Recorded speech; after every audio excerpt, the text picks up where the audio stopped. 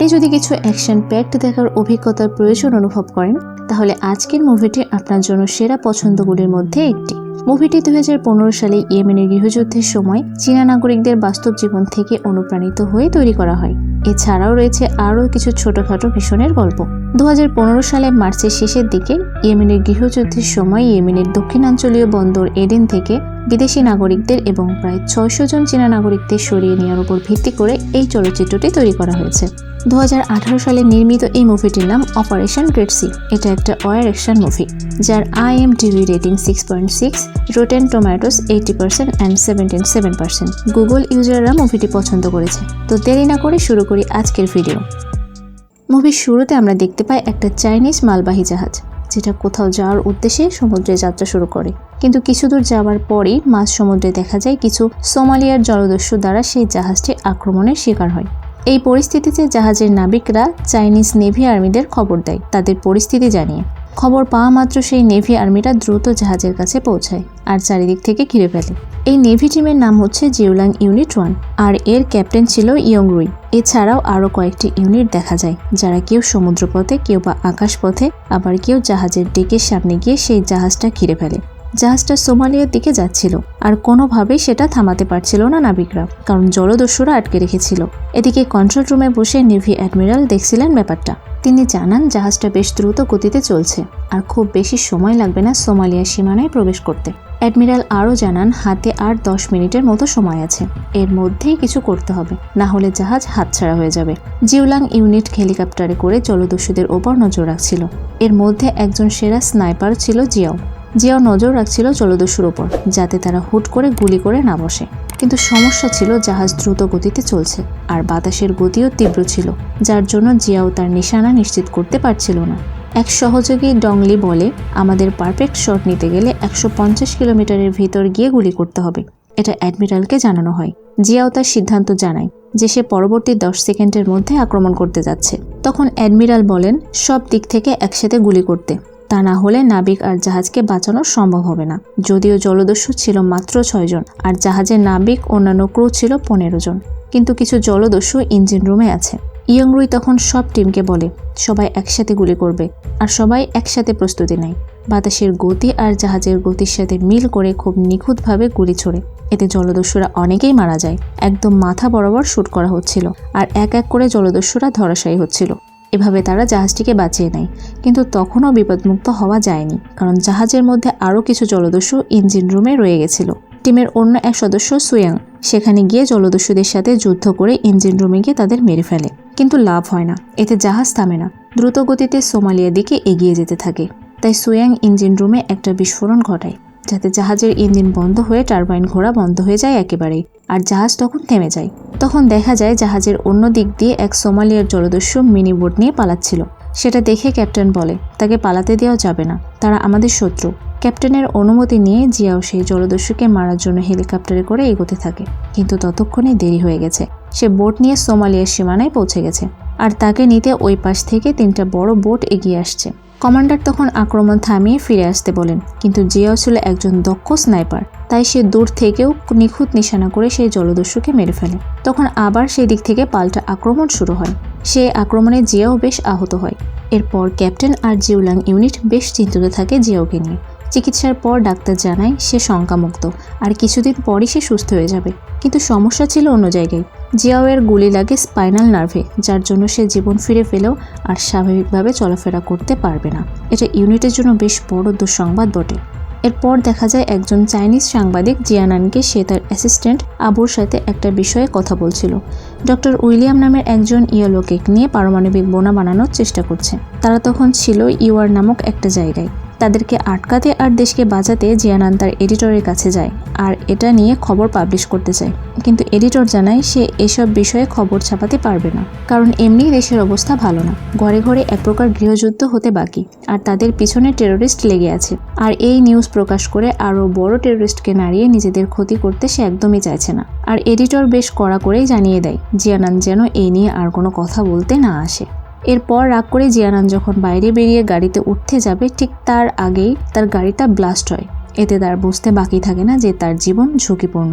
সে যে এই নিউজ জেনে গেছে তার জন্যই তাকে হয়তো মারার চেষ্টা করা হয়। এরপর দেখা যায় 5 দিন পরের ঘটনা। নেভি অ্যাডমিরালের কাছে একটা নিউজ আসে যে ইউআর দেশে এখন গৃহযুদ্ধ চলছে, আর জাকা নামে একদল বিদ্রোহী সংগঠন এটা আরও উস্কে দিচ্ছে। তারা আরও জানতে পারে যে কিছু চাইনিজ অধিবাসী সেখানে আটকা পড়ে আছে। এর মধ্যে কিছু অধিবাসী জাকা টিমের দ্বারা মারা যায়, আর প্রায় 130 জন চাইনিজ অধিবাসী এখনও বেঁচে আছে। এই খবর পাওয়ার পর অ্যাডমিরাল জিওলাং টিমকে সেখানে অভিযানে যাওয়ার জন্য বলে। তাদের উদ্দেশ্য সেখানে গৃহযুদ্ধে যোগ দেওয়া নয়, বরং সেটাকে আটকানোর চেষ্টাও নয়। তারা যাচ্ছে 130 জন চাইনিজ অধিবাসীকে জীবিত উদ্ধার করে আনতে। অ্যাডমিরালের আদেশ অনুযায়ী তারা প্রস্তুতি নিতে থাকে, অস্ত্র ও অন্যান্য সরঞ্জাম গোছাতে থাকে। অ্যাডমিরাল জানায় অতিরিক্ত অস্ত্র বা গুলির ব্যবস্থা সেখানে করা যাবে না, তাই তাদের অভিযান সাবধানে করতে হবে। এমন সময় সেখানে একটা হেলিকপ্টার আসে আর একজনকে নামিয়ে দিয়ে যায়। দক্ষ স্নাইপার জিয়াও গুরুতর আহত থাকায় অ্যাডমিরাল অন্য এক স্নাইপারকে এই টিমে যুক্ত করেছে। তার নাম গুসন। সে একজন দক্ষ হিংস্র স্নাইপার। তবে তাকে দেখে টিমের অন্য মেম্বাররা তেমন খুশি হয়নি, কারণ তার আচরণ ছিল অনেকটা কাঠখোট্টা আর সবসময় একটা এগ্রেসিভ মোডে থাকতো। অন্যদিকে এবার দেখা যায় ইউআরের একটা পাওয়ার প্ল্যান্ট এলাকা, যেখানে ডক্টর উইলিয়াম কারোর সাথে ফোনে কথা বলছিল। সে বলছিল তোমাদের পাঠানো ইয়োলোকে সময় মতো পৌঁছে যাবার কথা, আর এতে যদি ঝামেলা হয় তবে আমি শুধু একাই বিপদে পড়বো না, সেই সাথে তোমরাও বিপদে পড়বে। এই বলে ফোন রেখে দেয়, আর এরপর একটা মেমোরি কার্ড তার লকেটের মধ্যে লুকিয়ে রাখে। এই পেন ড্রাইভে ছিল পারমাণবিক বোমা তৈরির সব নিয়ম পদ্ধতি। এদিকে সাংবাদিক জিয়ানান তার অ্যাসিস্ট্যান্ট আবুকে নিয়ে গোপনে মিশনে যেতে থাকে, আর ইউআর থেকে চাইনিজ এম্বাসেডর দেশে আসার প্ল্যান করে। তিনি একজন বিজ্ঞানী ছিল। এদিকে সমুদ্রে নিজেদের জাহাজ দেখতে পেয়ে ইউআরে বন্দি চাইনিজ অধিবাসীরা খুব খুশি হয়, আর জাহাজ এলে তারা এক এক করে জাহাজে উঠতে থাকে। এম্বাসেডর এই খবর পাওয়া মাত্রই পোর্টের দিকে গাড়ি নিয়ে যাত্রা শুরু করে, কিন্তু তখন বাধে বিপত্তি। এই খবর পৌঁছে যায় জাকা টিমের কাছে। তারা এম্বাসেডরের গাড়ি পিছু নেয় আর তার পথ আটকাতে মিসাইল ছুটতে থাকে। তখন সেখানে থাকা চাইনিজ পুলিশ তাদের সরিয়ে নিয়ে একটা অ্যাপার্টমেন্টে ঢুকিয়ে দেয়। নেভি অ্যাডমিরাল অফিসার যখন এই খবর জানতে পারেন, তখন তিনি দ্রুত জিওলাং ইউনিটকে চাইনিজ এম্বাসেডরকে রক্ষার জন্য যুদ্ধক্ষেত্রে যেতে বলেন। জিওলাং টিমে রয়েছে 8 জন সোলজার, যারা ট্রেনিং নিয়ে এতটাই দক্ষ হয়েছে যে কোনো যুদ্ধক্ষেত্রে তারা দক্ষতার সঙ্গে নিজেদের বাঁচিয়ে যুদ্ধ করে যেতে পারে। তারা এখন চাইনিজ এম্বাসেডরকে উদ্ধারের মিশনে যায়। ইউআরের সেনাবাহিনীরাও সাহায্য করবে বলে আশ্বাস দেয়। এদিকে দেখা যায় জাকার লোকেরা ডক্টর উইলিয়াম আর এক চাইনিজ বিজ্ঞানীর উপর হামলা করেছে। তখন সেখানে চাইনিজ সাংবাদিক জিয়ানানও ছিল।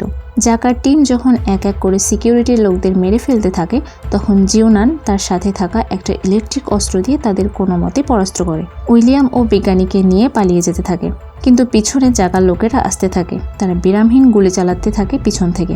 এক পর্যায়ে এরা নিয়ন্ত্রণ হারিয়ে খাদে পড়ে যায়। জিওলাং ইউনিটে পৌঁছে যায় যুদ্ধক্ষেত্রে। সেখানে পরিস্থিতি খুব একটা ভালো ছিল না। শহর জুড়ে শুধু তাণ্ডবের চিহ্ন। এর মধ্যে জিওলাং ইউনিট জাকা টিমের সাথে যুদ্ধ করতে থাকে। এক পর্যায়ে তারা রাস্তা ছেড়ে বিল্ডিংয়ের উপর দিয়ে যেতে শুরু করে। তাদের সাথে অত্যাধুনিক অস্ত্র ছিল, যা দিয়ে তারা একটা বিল্ডিং পার করছিল। এদিকে জাকা টিমের লোকেরা কিছু সাধারণ মানুষ বন্দি করে তাদের সাথে আত্মঘাতী বোমা লাগিয়ে গাড়িতে বসিয়ে বেঁধে দেয়। তারপর গাড়ি স্টার্ট করে দেয়। গাড়ি থামানোর চেষ্টা করেও ব্যর্থ হতে হয়। এক পর্যায়ে সেই বোমাসহ গাড়ি সেনাবাহিনীর ক্যাম্পে আঘাত করে সেখানেই বিস্ফোরণ ঘটায়, আর অনেকে মারা যায়। আর ক্যাপ্টেন ইয়াং রুই পৌঁছে যায় এম্বাসেডরের সেই অ্যাপার্টমেন্টে। সেখানে এম্বাসেডরের সাথে কিছু সাধারণ নাগরিকও ছিল, কিন্তু জাকা টিমের জন্য কোনোভাবেই এম্বাসেডরের সাথে সাধারণ লোক নিয়ে পোর্টে যাওয়া যাবে না। এখানে অসংখ্য জাকা টিমের লোকেরা ছড়িয়ে ছিটিয়ে আছে, আর বিভিন্ন জায়গা থেকে গুলি ছুটছে। পরে স্থানীয় কিছু পুলিশের সহায়তায় তারা এম্বাসেডর আর সাথে সাধারণ লোক নিয়ে পোর্টের দিকে যেতে সক্ষম হয়। এদিকে জিয়ানানদের গাড়ি এমনভাবে খাদে পড়ে বিধ্বস্ত হয় যে প্রায় সবাই আহত হয় আর অজ্ঞান অবস্থায় পড়েছিল। জিয়ানানের প্রথমে জ্ঞান আসে, আর সে অন্যদের জ্ঞান ফেরানোর চেষ্টা করে, কিন্তু সেখানেও জাকার টিম পৌঁছে যায় আর জিয়ানানের অ্যাসিস্ট্যান্ট আর ডক্টর উইলিয়ামকে নিয়ে চলে যায়। তারা গাড়ি ছাড়ার আগেই জিয়ানান তার ফোন গাড়িতে রেখে দেয়, যাতে পরবর্তীতে ট্র্যাক করতে পারে। পরবর্তীতে অন্য একটা ফোন দিয়ে অ্যাডমিরালকে খবর পাঠায়। অ্যাডমিরাল তখন জানায় যেহেতু একজন চাইনিজ নাগরিক মেইজং আটক আছে, যে কোনো মূল্যে হোক তাকে উদ্ধার করতে হবে, আর এই বিষয় নিয়ে ইউআর সেনাবাহিনীর টিম আমাদের সাহায্য করবে। কিন্তু কিছুক্ষণ পরে জানানো হয় তারা কোনো সাহায্য করতে পারবে না। ক্যাপ্টেন ইয়াং রুই তখন বুঝতে পারে তাদের কোনো সাহায্য ছাড়াই রেস্কিউ মিশন সম্পন্ন করতে হবে। নিজেদের দক্ষতা দিয়েই জিম্মিদের জীবিত ফিরিয়ে আনতে হবে। সবাই ভাবতে থাকে তারা এক অনিশ্চিত পথের দিকে এগিয়ে যাচ্ছে, যেখানে কখন কি হতে পারে বোঝা মুশকিল। ক্যাপ্টেন তখন সেখান থেকে জিয়ানানদের সাথে দেখা করে। জিয়ানান তাদের সাথে যাওয়ার জন্য জিদ করে। জিয়ানান তাকে সব ঘটনা খুলে বলে, সাথে জানায় ডক্টর উইলিয়াম যে পারমাণবিক বোমা বানাবে তা কতটা ক্ষতিকর হতে পারে। কিন্তু ক্যাপ্টেন তখন জানায়, আমি তোমার এই ব্যক্তিগত মিশনে কোনো সাহায্য করতে পারবো না। আমি এখানে মেইডংকে উদ্ধার করতে এসেছি, তাই আমার থেকে তুমি কোনো সাহায্য পাবে না। কিন্তু জিয়ানান ছিল জেদি স্বভাবের, তাই সে ক্যাপ্টেনের সাথে যাবার জন্য জেদ করে আর বলে যে করেই হোক ডক্টর উইলিয়ামকে আটকাতে হবে। এরকম জেদের জন্য ক্যাপ্টেন তাকে সাথে নিতে বাধ্য হয়। এবার দেখা যায় দেশের প্রেসিডেন্ট পোর্টের দিকে যাচ্ছে। এটা দেখে জাকা টিমের স্পাই সেই খবর তাদের দলের প্রধানের সাইদের কাছে পাঠিয়ে দেয়। তখন চাইনিজ অ্যাডমিরালের কাছে একটা ভিডিও আসে, যাতে বলা হয়েছে ইউআরের প্রেসিডেন্টকে যেন তাদের হাতে তুলে দেওয়া হয়, না হলে চাইনিজ বিজ্ঞানীকে তারা জীবিত ফেরত পাবে না। সেই কথার প্রমাণ দিতে জিয়ানানের অ্যাসিস্ট্যান্ট আবুকে গলা কেটে হত্যা করা হয় সেই ভিডিওতে। এটা দেখে নেভি অ্যাডমিরাল রেগে যায়, কিন্তু তার কিছুই করার নাই। এখন জিওলাং ইউনিট কিভাবে সব সামলাবে সেটাই দেখার পালা। অপরদিকে ক্যাপ্টেন ইয়ং চাইনিজ অধিবাসী আর অস্ত্র ভর্তি ট্রাক নিয়ে একটা মরুভূমির উপর দিয়ে যাচ্ছিল। হঠাৎ তাদের উপর আক্রমণ শুরু হয়। জাকা টিম তাদের চারপাশ থেকে ঘিরে ফেলেছে। জাকা টিমের এই হঠাৎ মর্টার মিসাইল আক্রমণে বিধ্বস্ত হয় ইয়ংয়ের টিমের সব গাড়ি আর অস্ত্র। কোনো রকমে সবাই বেরিয়ে আসে, কিন্তু সাথে থাকা দেশীয় সেনাবাহিনীর সদস্য এক এক করে জাকা টিমের হাতে মরতে থাকে। এটা দেখে চাইনিজ টিম উঁচু স্থানে যেতে থাকে নিরাপত্তার জন্য, কিন্তু রেস্কিউ না করায় নাগরিকদের বাসে মর্টার ছোড়া হয় আর সেখানে থাকা সবাই মারা যায়। এমন উপর্যুপরি আক্রমণের এক পর্যায়ে জিওলাং ইউনিটের একজন একটা ড্রোন বোম উড়িয়ে দেয় সেই মর্টার নিক্ষেপ করা জায়গার দিকে। সেখানে যেতেই ড্রোন ব্লাস্ট করে দেয় আর কিছুক্ষণের জন্য আক্রমণ বন্ধ হয়ে যায়। তখন এরা আক্রমণ শুরু করে, কিন্তু জাকা টিমে ছিল একজন দক্ষ স্নাইপার। তার বয়স কম হলেও স্নাইপিংয়ে সে ছিল অনেক হাত পাকা। সে এক এক করে টার্গেট করতে থাকে, কিন্তু তাকে কোনোভাবেই জিওলাং টিমের সদস্য টার্গেট করতে পারে না, কিন্তু অন্যদের গুলি করে সে উড়িয়ে দেয়। এদিকে জাকা টিমের কাছে লোকেশন পাঠিয়ে দেওয়া হয়, এতে করে আরেক দিক থেকে আক্রমণ শুরু হয়। এক পর্যায়ে গুশন সেই জাকা টিমের স্নাইপারে দেখা পায়, আর সে যখন পালাতে যায় গুশন তার দিকে গুলি ছোড়ে যাতে তার কান উড়ে যায়। এদিকে গাড়িতে থাকা সব অস্ত্র বোম চারিদিকে ছড়িয়ে পড়ছিল, আর বোমগুলো ডিফিউজ না করলে বিস্ফোরণ ঘটবে, কিন্তু দেরি হয়ে যায় আর বিস্ফোরণের প্রভাবে সবাই বালির নিচে চাপা পড়ে। সবাইকে টেনে বের করার পর দেখা যায় জাকা টিম পালিয়েছে। এদিকে সব অস্ত্র নষ্ট হয়ে গেছে আর সাহায্যও পাবে না। অ্যাডমিরাল অফিসার তখন জানায় সবাইকে পেশাং নামক শহরে রাখা হয়েছে। ক্যাপ্টেন ইয়ং তখন একটা গাড়ির ব্যবস্থা করে পেশাং শহরের দিকে যাওয়া শুরু করে। এদিকে জাকা টিমের হেড সাইদকে দেখা যায় কারোর সাথে ফোনে কথা বলছিল। এরপর সে ডক্টর উইলিয়ামকে বলে পারমাণবিক বোমা তৈরির পদ্ধতি তাকে দিতে, কিন্তু উইলিয়াম না করে দেয়। এরপর উইলিয়ামের ওপর অত্যাচার করা হয়, তবু সে বলে না। এরপর এক পর্যায়ে সে বলে সে সেই পদ্ধতি অফিসে ফেলে এসেছে। তখন আবার সেখানে খোঁজ করতে লোক পাঠায় সাইদ। ক্যাপ্টেন ইয়ং তার টিম নিয়ে পৌঁছে যায় পেশং শহরে, আর সেখানে কিছু গার্ডদের মেরে তারা ভিতরে প্রবেশ করে। এরপর সেখানে কিছু সাধারণ মানুষকে দেখা যায়। মূলত এখান থেকেই রান্না করে টিমের জন্য খাবার নিয়ে যাওয়া হয়। জিয়ানান তাদের সাথে কথা বলে, তাদের আশ্বাস দেয় তারা তাদের কোনো ক্ষতি করবে না, বরং তারাই এসেছে তাদের মুক্ত করতে। এরপর জিয়ানান তাদের থেকে কিছু গোপন তথ্য সংগ্রহ করে। এরপর জিয়ানান তার পাওয়া তথ্য আর ম্যাপ নিয়ে ক্যাপ্টেন ইয়ংয়ের সাথে আলাপ করতে থাকে। সে জানায় সেখানে কিছু মানুষকে বন্দি করে রাখা হয়েছে আর আশেপাশে অনেক জায়গার লোক ঘোরাফেরা করছে, আর ম্যাপে দেখা যায় সবাইকে কোথায় আটকে রেখেছে। ক্যাপ্টেন সিদ্ধান্ত নেয় এখনই উদ্ধার করতে যাবে, কিন্তু তাদের সামনে রয়েছে অনেক বিপদ। তারা শুধু 8 জন, আর সেখানে রয়েছে 100-র বেশি জাকা সৈন্য। তখন ইয়ং একটা প্ল্যান করে, তারা ছদ্মবেশ নিয়ে তাদের আস্তানায় যাবে আর সুকৌশলে মেইডংকে বের করে তাদেরই গাড়িতে নিয়ে পালাবে, কারণ তাদের কাছে পর্যাপ্ত পরিমাণে অস্ত্র না থাকায় তারা যুদ্ধে জড়াতে পারবে না। জিয়ানান বলে আমাদের সাথে আরও একজন লোক লাগবে। ক্যাপ্টেন বুঝতে পারে জিয়ানান কার কথা বলছে, তাই সে বলে অ্যাসিস্ট্যান্ট আবুকে জাকা টিমের লোকেরা গলা কেটে হত্যা করেছে। এই খবর শুনে জিয়ানান ভেঙে পড়ে। কিছুক্ষণ পর আবার শক্ত হয়ে দাঁড়িয়ে পড়ে, কারণ ভেঙে পড়লে চলবে না। এরপর সবাই রাজি হলে তারা ছদ্মবেশ নিয়ে খাবার দেওয়ার নাম করে সেই ক্যাম্পে যায়। এরপর সেই বন্দীদের কাছে যায় যেখানে মেইডং বন্দী ছিল। জিয়ানান তখন মেইডংয়ের কাছে গিয়ে সব খুলে বলে, আর সে যেভাবে বলছে সেভাবে যেন কাজ করে। আরেকজন সদস্য একটা ট্রাক ফাঁকা পেয়ে সেই বন্দিশালার সামনে নিয়ে আসে। এটা করেই তারা পালাবে। সবাই অপেক্ষা করতে থাকে। বাইরে থেকে এক সোলজার তাদের সাথে যোগাযোগ রাখছিল। জাকার লোকেরা সেই নেভি সোলজারদের দেখে ফেলে আর সাইদকে জানিয়ে দেয়। সাইদ তখন তাদের মেরে ফেলার আদেশ দেয়, আর পোর্টে যে তাদের জাহাজ রাখা আছে সেটাও মিসাইল দিয়ে উড়িয়ে দেওয়ার কথা বলে। সাইদের কথা মতো মিসাইল আক্রমণ শুরু হয়, কিন্তু মিসাইল জাহাজে আঘাত করার আগেই অ্যাডমিরাল তা প্রতিহত করে আর পাল্টা আক্রমণ করে জাকার লোকেদের মেরে ফেলে। জিয়ানান তখন মেইডংয়ের সাথে ড্রেস বদল করে, যেন তারা ধরা পড়লেও আসল মেইডং বেঁচে যায়।